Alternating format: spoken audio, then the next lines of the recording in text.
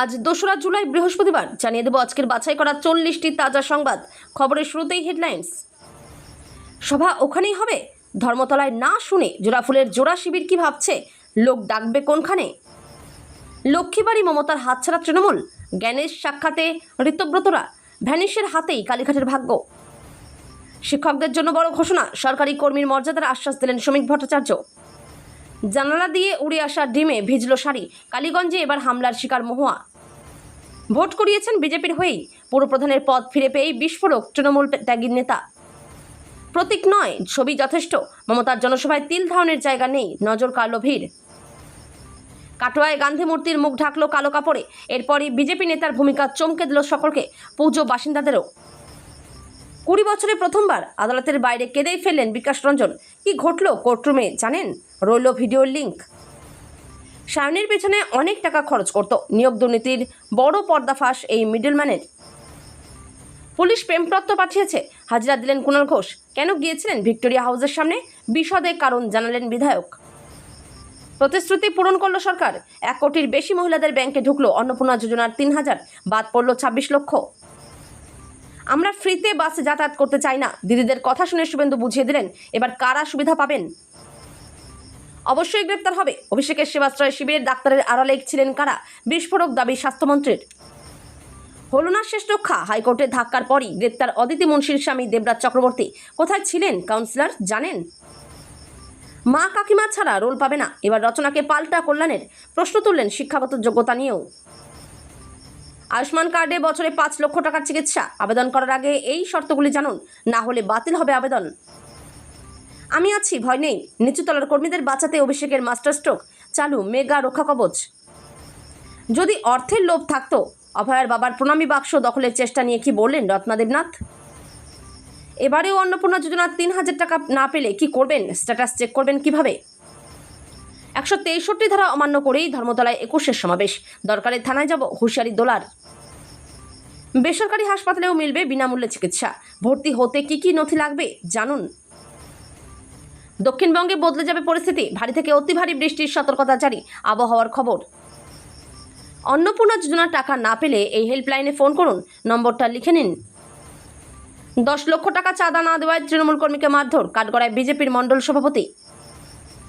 সেবাশ্রয়ে হাতুড়ির doctor দিয়ে চিকিৎসা, জোর করে আনা হতো লোক, অভিষেকের বিরুদ্ধে ফের থানায় ববি। কমলো পেট্রোল ও ডিজেলের দাম, কলকাতা লিটার প্রতি নতুন দাম কত হলো? মৃত্যু, গলছে ট্রামলাইন, রোদে রান্না, ইউরোপে ভয়াবহ তাপপ্রবাহ, চরম সতর্কতা WHO-র। হাসিনার ভাষণ সম্প্রচার করা হবে না, আওয়ামী লীগের কর্মসূচি রুখতে মরিয়া তারেক। মাদ্রাজ হাইকোর্টের রায়কে চ্যালেঞ্জ, গোহত্যা নিষিদ্ধকরণের বিরুদ্ধে শীর্ষ আদালতে বিজয় সরকার। বিল নিয়ে রাজনৈতিক তরজা, ভোটদানে বিরত থাকা ১৬ বিধায়কের নাম প্রকাশ্যে আনলেন দিলীপ, বাকি ৪ জন কে? এতক্ষণ শুনছিলেন সংবাদ শিরোনাম, এবার শুনবেন বিস্তারিত খবর। সভা হবে কোনখানে, প্রশ্ন এখন তা নিয়ে ভিক্টোরিয়া হাউসের সামনে মঞ্চ বেঁধে এতদিন সভা করত তৃণমূল কংগ্রেস, এবার জোড়াফুলের জোড়া শিবির। দুপক্ষই দাবি জানিয়েছিল ওই একই জায়গায় সভা করার, যদিও মঙ্গলে এক প্রকার সাফ হয়ে যায় পুলিশ ওই জায়গায় কোনো শিবিরকেই সভার অনুমতি দিচ্ছে না। কলকাতা পুলিশ কমিশনার অজয় নন্দ এদিন ২১শে জুলাই ধর্মতলায় সভা প্রসঙ্গে সাফ জানান, ওখানে সাধারণত ১৪৪ ধারা জারি থাকে, কোনো মিটিং মিছিলের অনুমতি দেওয়া হয় না, ওখানে কোনো মিটিং মিছিলের অনুমতি দেওয়ার প্রশ্ন নেই। পরবর্তী জায়গা নিয়ে কি সিদ্ধান্ত কি হবে, অজয় নন্দ জানান, যারা সভা করতে চান তারা দাবি জানালে তারপর হবে আলোচনা।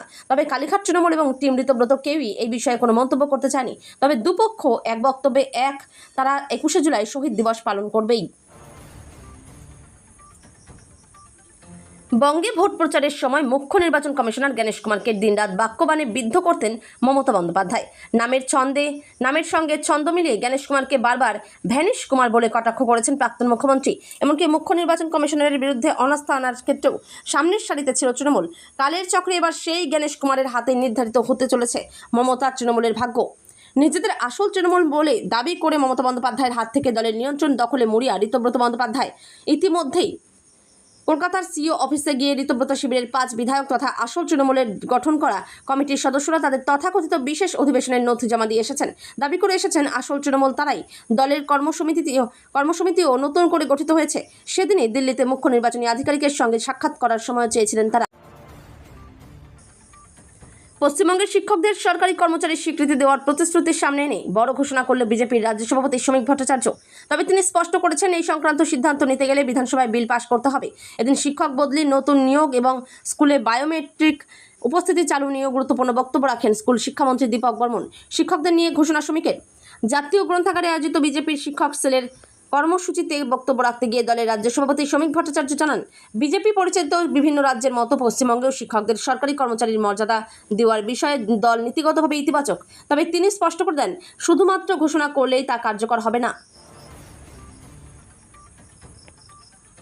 এবার ডিম হামলার শিকার হলেন তৃণমূল সাংসদ মহুয়া মৈত্র। কালীগঞ্জের তৃণমূলের কর্মী সভায় হেনস্থার অভিযোগ তুলে একাধিক ভিডিও সমাজ মাধ্যমে পোস্ট করেন তিনি। বিজেপির লোকজন তাদের ঘেরাও করে রেখেছেন বলেও অভিযোগ করেন সাংসদ। তার অভিযোগ, জানালা দিয়ে তাদের উপর ডিম সহ বিভিন্ন জিনিস ছোড়া হচ্ছে, তার গায়েও লেগেছে ডিম।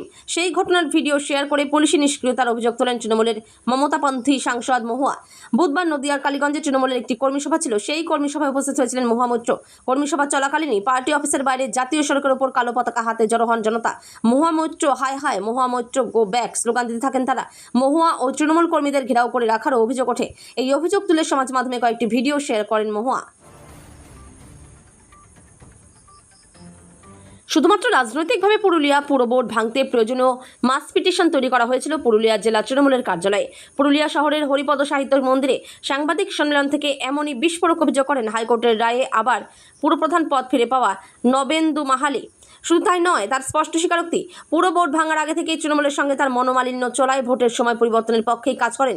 সেই সময়ে তিনি এও জানিয়ে দেন, বর্তমান পরিস্থিতিতে তৃণমূল কংগ্রেসে থাকা আর সম্ভব নয়, তাই সমস্ত সম্পর্ক ছিন্ন করার ঘোষণা করেন নবেন্দু।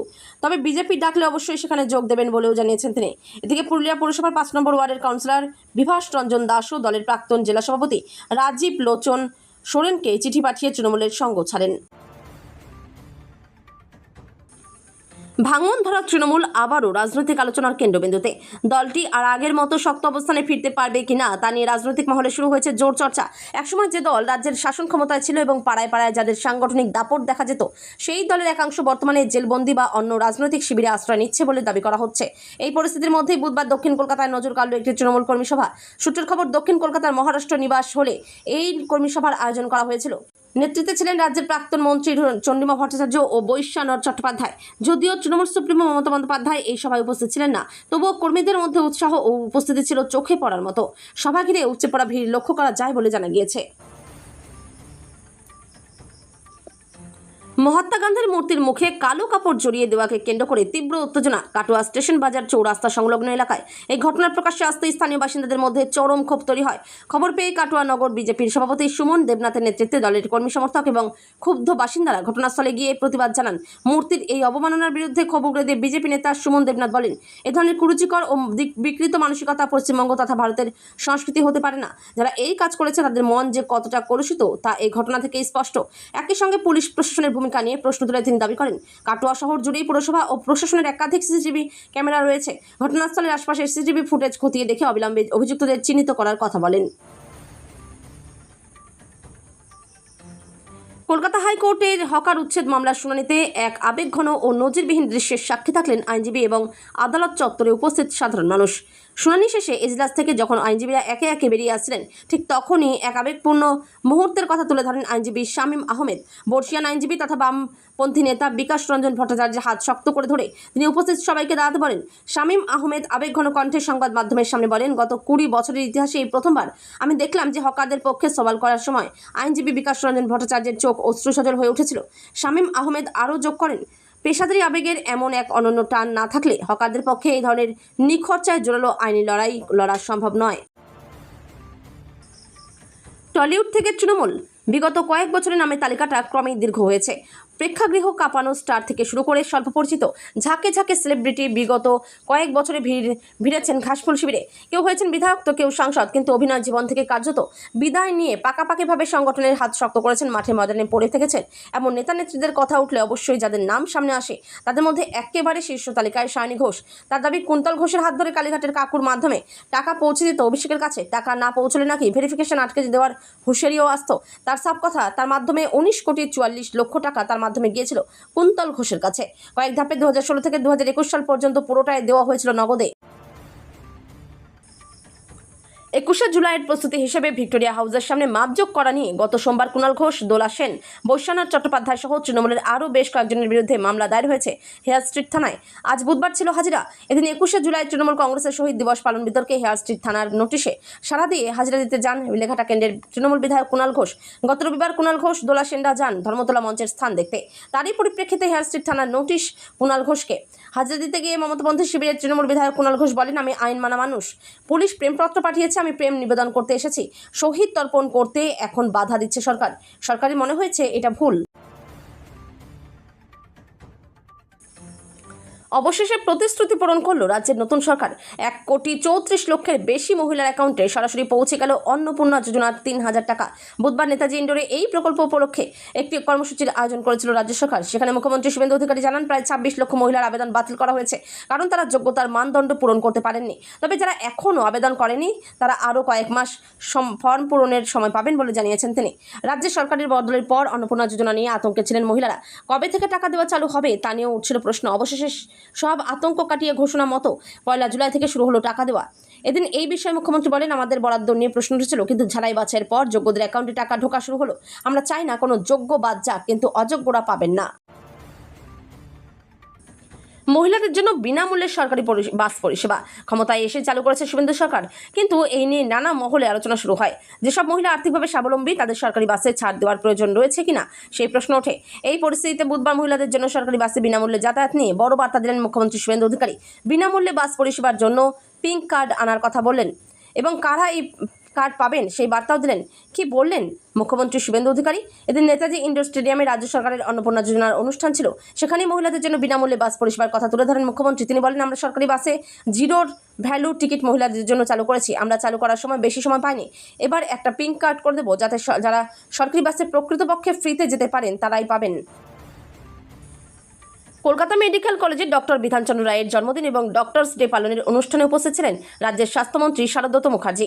এদিনের অনুষ্ঠানে তিনি একগুচ্ছ প্রকল্প ঘোষণার পাশাপাশি ডায়মন্ড হারবারে অভিষেক ব্যানার্জির সেবাশ্রয় প্রকল্প নিয়ে কটাক্ষ করেন। আজকাল.in-এর মুখোমুখি হয়ে শারদত্ত বলেন, তৃণমূলের কয়লা চুরি, গরু চুরি তো পুরনো হয়ে গেছে, এবার ডাক্তারের MBBS MD ও চুরি করে। অভিষেক ব্যানার্জির সেবাশ্রয়ে কোনো ডাক্তার ছিল না, বেশিরভাগ স্বাস্থ্যকর্মী এবং আয়ুষের কিছু পড়ুয়ারা চিকিৎসক হিসেবে ছিলেন। চিকিৎসার নামে অভিষেক ব্যানার্জির সেবাশ্রয় একটা প্রহসন। ছোটবেলায় ঠাকুরমার ঝুলি পড়েছিলাম, এবার বাংলায় পিসিমার ঝুলি। একে একে বিড়াল বেরিয়ে আসছে। অভিষেক ব্যানার্জির সেবাশ্রয়ে বেশ কিছু আয়ুষের পড়ুয়া চিকিৎসক ছিল বলে কিছুটা উতরে এসে দিয়েছে। কোনো চিকিৎসক ছিল না। চিকিৎসা ব্যবস্থাকে এইভাবে অপমান করবেন না, অবশ্যই তার বিরুদ্ধে আইনত ব্যবস্থা নেওয়া হবে। শেষ রক্ষা হলো না আদালতে গিয়ে। পুরুলিয়া থেকে গ্রেপ্তার প্রাক্তন তৃণমূল কাউন্সিলর অদিতি মুন্সির স্বামী দেবরাজ চক্রবর্তী। গ্রেপ্তার করে STF। দিন কয়েক আগেই তৃণমূলের প্রাক্তন বিধায়ক অদিতি মুন্সিকে আগাম জামিন দিয়েছিল কলকাতা হাইকোর্ট, কিন্তু তার স্বামী তৃণমূল কাউন্সিলর দেবরাজ চক্রবর্তীর আগাম জামিনের আবেদন খারিজ করে দেয় আদালত। জানায়, অদিতির 4 মাসের একটি শিশু সন্তান রয়েছে। এই অবস্থায় তার আগাম জামিন মঞ্জুর করা হচ্ছে। তবে তাকে একাধিক শর্তও দেয় আদালত, যেমন এখন তিনি বিদেশে যেতে পারবেন না, পাসপোর্টও জমা রাখতে হবে, কোনো সাক্ষীকে প্রভাবিত করতে পারবেন না, আর আপাতত বাগুইআটি থানা এলাকায় ঢুকতে পারবেন না অদিতি মুন্সি। গত কয়েকদিন ধরেই চর্চায় রচনা বন্দ্যোপাধ্যায়। তৃণমূলের সঙ্গে দূরত্ব নিয়ে আত্মপক্ষ সমর্থন করতে গিয়ে একাধিক বেফাঁস মন্তব্য করে বসেছেন হুগলির সাংসদ। নাম করে আক্রমণ করেছেন শ্রীরামপুরের সাংসদ কল্যাণ বন্দ্যোপাধ্যায়কে। এবার পাল্টা দিলেন কল্যাণ, বললেন, ওনাকে ব্যবহার করা হচ্ছে, তাহলে এলেন কেন? বাচ্চা মেয়ে নাকি? এখানেই শেষ নয়, কল্যাণের আরও দাবি, স্বামীর ঠিকাদারির কাজের জন্য সহযোগিতা চেয়েছিলেন রচনা, তাতে লাভ হয়নি বলেই নাকি রচনা বন্দ্যোপাধ্যায়ের রাগ। রচনা বলেছিলেন, তার সেলিব্রিটি ইমেজ ব্যবহার করেছেন তৃণমূল সুপ্রিমো মমতা বন্দ্যোপাধ্যায়। দুর্নীতির বিরুদ্ধেও সোচ্চার হন তিনি। রচনা বলেছিলেন, তার সেলিব্রিটি ইমেজ ব্যবহার করেছেন তৃণমূল সুপ্রিমো মমতা বন্দ্যোপাধ্যায়। দুর্নীতির বিরুদ্ধেও সোচ্চার হন তিনি। এই প্রসঙ্গে কল্যাণের পাল্টা, উনি কি বাচ্চা মেয়ে নাকি? দিদি ডাকলো বলে চলে গেলেন? উনি 2026 সালের আগে জানতেন না পার্থ চট্টোপাধ্যায় গ্রেপ্তার হয়েছেন, কেষ্ট গ্রেপ্তার হয়েছেন? আর উনি যদি ওনার মুখটা জেনে বুঝে ইউজ করতে দেন, তাহলে তাতে কার কি করণীয়? বর্তমানে চিকিৎসার আকাশচুম্বী খরচের বাজারে সাধারণ মানুষের বড় ভরসা আয়ুষ্মান ভারত যোজনা। সরকারি এই প্রকল্পের মাধ্যমে বছরে 5 লক্ষ টাকা পর্যন্ত বিনামূল্যে চিকিৎসার সুবিধা পাওয়া যায়। রাজ্যে এই যোজনা চালুর পর থেকেই সাধারণ মানুষের মধ্যে কার্ড তৈরির হিড়িক পড়েছে। তবে আবেদন করার আগে বেশ কিছু গুরুত্বপূর্ণ শর্ত ও নথিপত্র সম্পর্কে জেনে রাখা প্রয়োজন। কারা পাবেন এই কার্ডের সুবিধা? সবাই চাইলেই এই কার্ডের জন্য আবেদন করতে পারেন না। সরকারি নিয়ম অনুযায়ী ভেরিফিকেশনের পর যোগ্যতার ভিত্তিতে কার্ড ইস্যু করা হয়। যেসব পরিবারের বার্ষিক আয় 2.5 লক্ষ টাকার কম, যাদের নিজস্ব কোনো কৃষি জমি নেই, দিনমজুর, কাঁচা বাড়িতে বসবাসকারী পরিবার এবং তফসিলি জাতি ও উপজাতিভুক্ত মানুষ। যেসব পরিবারে 16 থেকে 59 বছর বয়সী কোনো উপার্জনক্ষম ব্যক্তি নেই। 70 বছরের ঊর্ধ্বে যে কোনো প্রবীণ নাগরিক এই প্রকল্পের আওতায় সুবিধা পেতে পারেন। ভোটের ফল প্রকাশের পর রাজনৈতিক হিংসায় আক্রান্ত এবং মামলায় জর্জরিত দলীয় কর্মীদের পাশে দাঁড়াতে এবার বড়সড় পদক্ষেপ নিলেন মমতা। তৃণমূলের সর্বভারতীয় সাধারণ সম্পাদক তথা সাংসদ অভিষেক বন্দ্যোপাধ্যায়। ঘরছাড়া, নির্যাতিত এবং আইনি জটিলতায় ফেঁসে যাওয়া তৃণমূল স্তরের কর্মীদের দ্রুত আইনি সহায়তা দিতে আজ আনুষ্ঠানিকভাবে আত্মপ্রকাশ করল এক ডাকে অভিষেক আইনি হেল্পলাইন সেল। কালীঘাট তৃণমূল কংগ্রেসের পক্ষ থেকে প্রকাশিত একটি সরকারি বিজ্ঞপ্তিতে এই কর্মসূচির মূল লক্ষ্য স্পষ্ট করা হয়েছে। মমতা বন্দ্যোপাধ্যায় পন্থী তৃণমূলের অভিযোগ, নির্বাচন পরবর্তী আবহে রাজ্যের বিভিন্ন প্রান্তে বিজেপির রাজনৈতিক প্রতিহিংসার শিকার হতে হচ্ছে বহু তৃণমূল কর্মীকে।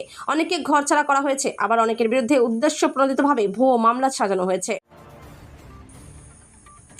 পানিহাটির মন্দিরের প্রণামী বাক্স দখলের চেষ্টার অভিযোগ উঠেছে অভয়ার বাবার বিরুদ্ধে। সেই অভিযোগে এবার মুখ খুললেন নিহত চিকিৎসকের মা তথা বিধায়ক। ইচ্ছাকৃতভাবে তার স্বামীর গায়ে দুর্নীতির কালি ছোড়ার চেষ্টা করা হচ্ছে বলেই অভিযোগ তার। বুধবার ফেসবুক লাইভে অভয়ার মা রত্না দেবনাথ বলেন, আমার আরেকজন কোনো সন্তান নেই যে তার জন্য আমি বা আমার স্বামী অর্থের লোভ করব। আমার যদি অর্থের লোভ থাকতো তবে বিজেপির পতাকা ধরতে হতো না। মমতা আমাকে কোটি টাকা দেওয়ার প্রস্তাব দিয়েছিলেন। অর্থলোভ থাকলে মেয়েকে ডাক্তারি পড়াতাম না। পানিহাটিতে নির্মল ঘোষ দেখিয়েছেন রাজনীতি করে কিভাবে অর্থ উপার্জন করা যায়। ঠিক কী কারণে তার স্বামীর বিরুদ্ধে অপপ্রচার করা হচ্ছে তাও ব্যাখ্যা করেন অভয়ের মা। তিনি আরো বলেন, মন্দিরের অর্থ মন্দিরের উন্নয়নে ব্যবহারের জন্য মহকুমা শাসকের ট্রাস্ট গঠন করতে বলেছি। তার সদস্য হবেন পুরোহিত, তবে ওই টাকা নিজের স্বার্থে ব্যবহারের অধিকার থাকবে না তার। পুলিশকে রাজ্যের সরকার পরিবর্তনের পর থেকে রেল হকার সহ রেল বস্তি উচ্ছেদের যে কর্মসূচি গ্রহণ করা হয়েছে রেলের পক্ষ থেকে, তার ফলস্বরূপ বিভিন্ন স্টেশনে দীর্ঘদিন ধরে যারা হকারি করে জীবনযাত্রা পরিচালনা করেন তাদের উপরে আক্রমণ নামে এনেছে ডবল ইঞ্জিনের সরকার। এতদিন প্ল্যাটফর্মের বাইরে রেল হকারদের উচ্ছেদ করা হচ্ছিল। এবার ট্রেনের মধ্যে যারা হকারি করেন তাদের উপরে রেল প্রশাসনের অত্যাচার শুরু হয়ে গেছে। তাদেরকে 2000 টাকা করে ফাইন করা হচ্ছে। এর বিরুদ্ধে সংগঠিত হই অধিকার আদায় করা এবং স্লোগানকে সামনে রেখে রানিং হকারদের নিয়ে সিআইটিইউ উত্তর 24 পরগনা জেলা কমিটির পক্ষ থেকে উত্তর 24 পরগনা জেলা কমিটি অফিসে রানিং হকারদের সভা অনুষ্ঠিত হয়। ওই সভা থেকে সিদ্ধান্ত গ্রহণ করা হয় যে আগামী দিনে রেল হকারদের পাশাপাশি রেলের রানিং হকারদেরকেও সংগঠিত করে এর বিরুদ্ধে তীব্র আন্দোলন গড়ে তুলতে। দেশে জ্বালানি সরবরাহের ক্ষেত্রে বড়সড় স্বস্তির খবর। আগামী 1 জুলাই থেকে পেট্রোল ও ডিজেল বিক্রির ওপর চাপানো সমস্ত সাময়িক নিষেধাজ্ঞা প্রত্যাহার করে নিতে চলেছে কেন্দ্র সরকার। আন্তর্জাতিক ভূ রাজনীতির টানাপোড়েন এবং সরবরাহ বিঘ্নিত হওয়ার আশঙ্কায় চলতি মাসের শুরুতে এই জরুরি পদক্ষেপ করা হয়েছিল। সরকারের এই নতুন সিদ্ধান্তের ফলে সাধারণ মানুষ থেকে শুরু করে বাণিজ্যিক ক্ষেত্র সব মহলেই বড় উদ্বেগ দূর হতে চলেছে। চলতি জুন মাসের গোড়ার দিকে দেশে যখন আশঙ্কাজনক পরিস্থিতি তৈরি হয়েছিল তখন সাধারণ গ্রাহকদের জন্য জ্বালানি সুরক্ষিত করাই ছিল সরকারের মূল লক্ষ্য। সেই সময়ে বড় বাণিজ্যিক ক্রেতাদের খুচরো পাম্প থেকে জ্বালানি সংগ্রহ বন্ধ করা হয়েছিল। হঠাৎ করে তৈরি হওয়া এই নিয়মে বাজারে সাময়িক বিভ্রান্তি ছড়ালেও পরিস্থিতি নিয়ন্ত্রণে রাখতে এই তড়িঘড়ি সিদ্ধান্ত অত্যন্ত ফলপ্রসূ প্রমাণিত হয়েছে।